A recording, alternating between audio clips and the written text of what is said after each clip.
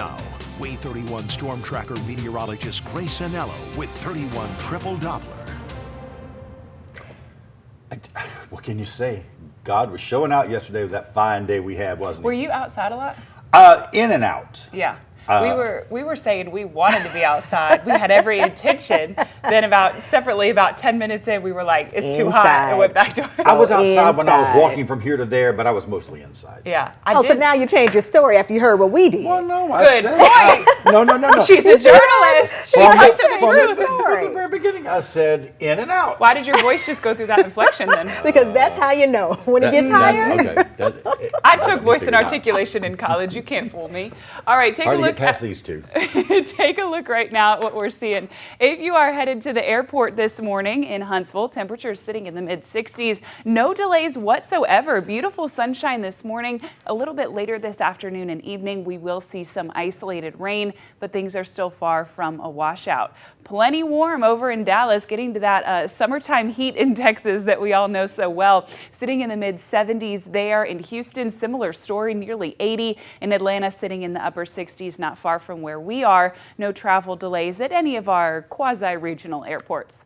31 Triple Doppler looks good. 518 on your Wednesday. No rain, no cloud cover even. Any of that blue-green you're seeing in the shoals is feedback. That is not rain.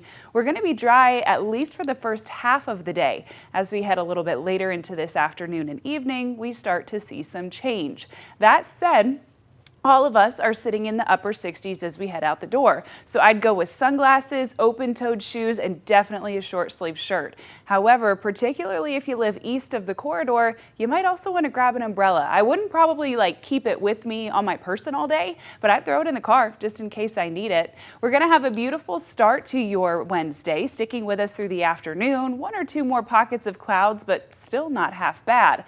As we head into the late afternoon, though, we start to see rain develop over east in Sand Mountain. Now, most often we see rain start in the shoals and track east. Today it is the opposite. This rain is starting south of I-59, tracking north and west towards the corridor as we're heading home from work. By the time we get just past dinner time, there's a few drizzly pockets of rain trying to make their way into the shoals, but most of us are dry, and then we're all completely dry well before bedtime. So is today a washout? Not even close. It's still going to be a beautiful day. However, you just might want that umbrella for 15-20 minutes if you happen to catch one of those passing showers.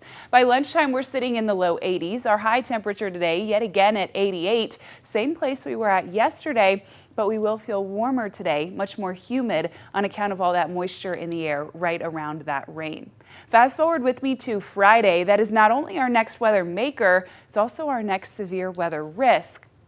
All of us in the Tennessee Valley are already in a level 2 out of 5 severe weather risk for Friday. We're going to start to see some light rain develop around lunchtime. That portion will not be severe. As we move into the late afternoon, around 4:30, a line of rain and storms, this time starting in southern Tennessee in the shoals, that starts to develop. This will track east, bringing a threat for some gusty wind, some torrential rain, crossing over I-65 by dinner time into Sand Mountain shortly thereafter, and then out of our way entirely by about 9 o'clock on your Friday evening. We're going to stay cloudy overnight, but more rain develops as we head into Saturday. A little more spotty when you first wake up 6 a.m. Saturday, but then plenty more rain starting into the afternoon around lunchtime and into the late afternoon. If you're thinking about heading to HydroFest, that's something that you might want to be mindful of.